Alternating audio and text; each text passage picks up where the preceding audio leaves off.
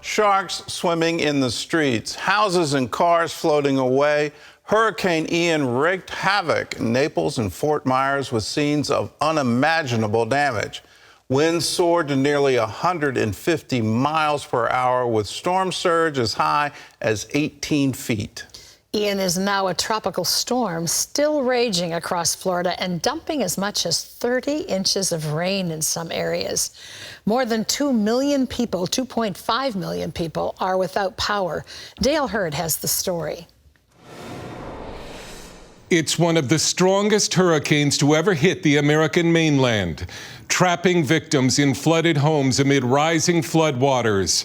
Many who refused to evacuate probably wished they had. The Category 4 hurricane with 155-mile-per-hour top winds made landfall in Charlotte Harbor south of Tampa, sending a storm surge of 12 to 18 feet through the cities of Fort Myers and Naples. Sharks were seen swimming in the streets.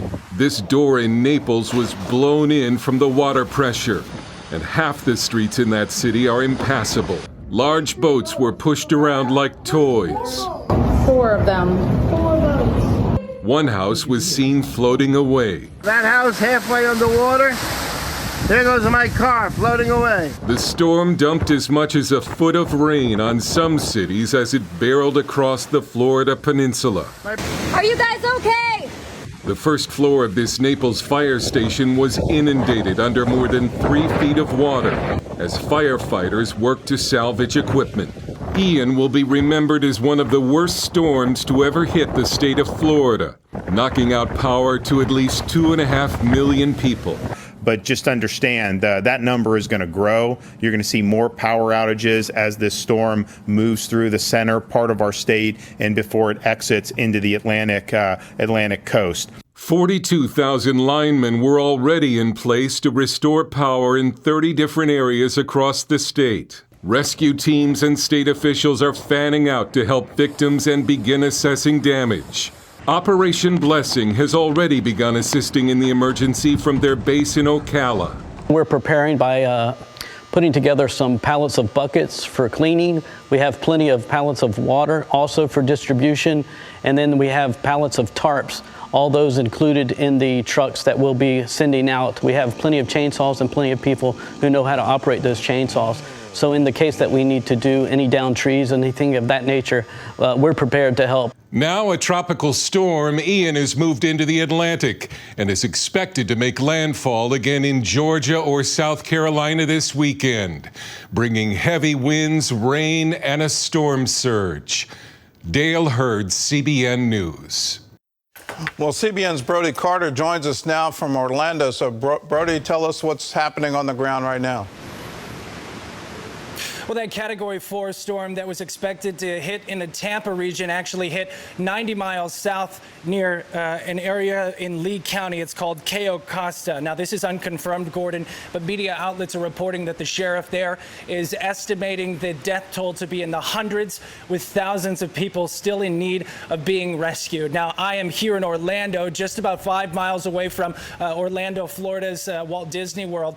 And right now, the winds are definitely picking up as the former eye of the hurricane, now a tropical storm, passing through this area, and it's starting to oscillate once again, coming back in waves, which makes me believe the worst came through last night for the city of Orlando. Still dealing with that heavy wind and rain, getting a lot of advisories for potential flooding threats that are coming through the area. And as this passes by, we're just really thankful that right now we still have power, because we know there are thousands of people sitting through this, waiting for this to pass in the dark. Some of the other dangers that we have been warning about coming to fruition and also threatening the area. I just got a notification on my phone telling me that there's a potential for flash flooding. Last night, there were tornado, not warnings, but rather threats that could be potential to come to fruition. All the meanwhile, trying to fall asleep to the howling wind of a hurricane that's passing through this area. So strong that as it pressed in, the sheer force of those winds actually kind of moving the building itself. So it breaks your heart when you hear what the sheriff was saying, and you're seeing the footage coming out of southwestern Florida to understanding what they had to endure, what they had to go through. So pressing forward, we understand understand this tropical storm can produce 73-mile-an-hour winds, but that's not the main concern, Gordon. Right now, it is actually the flooding that we will have to be waiting for. Well, you talked with a local pastor about what comes next. What did he tell you? Yeah, there is a local pastor who is, he was sitting in the dark last night when we were talking power outages throughout the Orlando area, worried about going to his hometown in the southwestern section of Florida to see what he's going to come home to. A lot of people here at the hotel feeling the same way. His mother didn't make it out. She didn't evacuate because of that 90-mile difference of where that hurricane was going to land. So she had to hunker down and endure the breath of the storm. He lost communication with her. All the while, despite that anxiety, he's still prepping to have Sunday service for the people here in Orlando. And just finishing that sentiment with me, telling us, despite the storm, despite a physical or spiritual storm, we can get through this together. All right. Well, thanks for the report, Brody. And again, please stay safe. The storm is not done. And if you're in Georgia and South Carolina, our prayers are with you. Please be aware of that storm surge. If your local authorities are saying you need to leave any kind of waterfront property, please listen to them. You don't want to be in any kind of storm surge as this thing comes ashore again. If you want to be of help to those in need, there's a very easy way you can do it. You can pick up the phone and call us, 1-800-700-7000. Just say, I want to give to the Operation Blessing Disaster Relief Fund.